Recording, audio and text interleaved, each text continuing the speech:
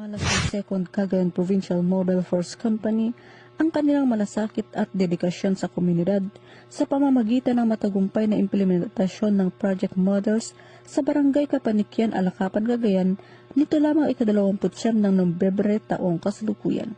Tinatayang nasa 77 pamilyang Agta at 60 pamilyang Ilocano na matinding naapektuhan ng nagdaang pagbaha ang nabigyan ng tulong at serbisyong pangkomunidad.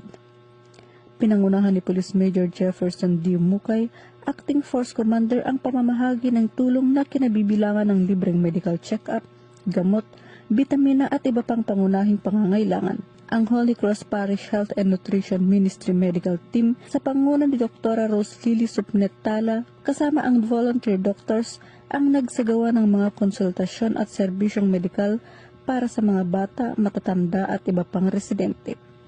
Bilang karagdagang suporta, namahagi ang 2nd Cagayan PMFC ng kaldero at kaserola para sa bawat pamilyang Agta, gayon din ng relief goods, bigas at 100 gift packs para sa mga bata na may kasamang papremyo at candies. Naging masigla rin ang programa dahil sa isinagawang feeding activity para sa lahat ng dumalo at libreng gupit mula sa kapulisan at kasundaluhan. Tampok din ang PNP Agta Got Talent kung saan ipinakita ng mga katutubong Agta ang kanilang husay sa awit, sayaw at iba pang pagtatanghal.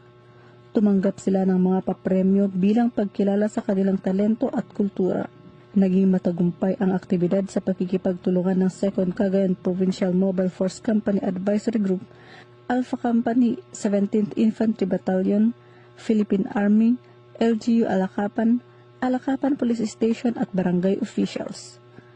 Ayon kay Police Major Mukay, mananatiling katuwang ng komunidad ang 2nd Cagayan PMFC sa paghahatid ng mga programang nagbibigay pag-asa at ginhawa, lalo na sa panahon ng sakuna. Patunay ito na saan man may nangangailangan, naroon ang serbisyong mabilis, tapat at tunay na nararamdaman.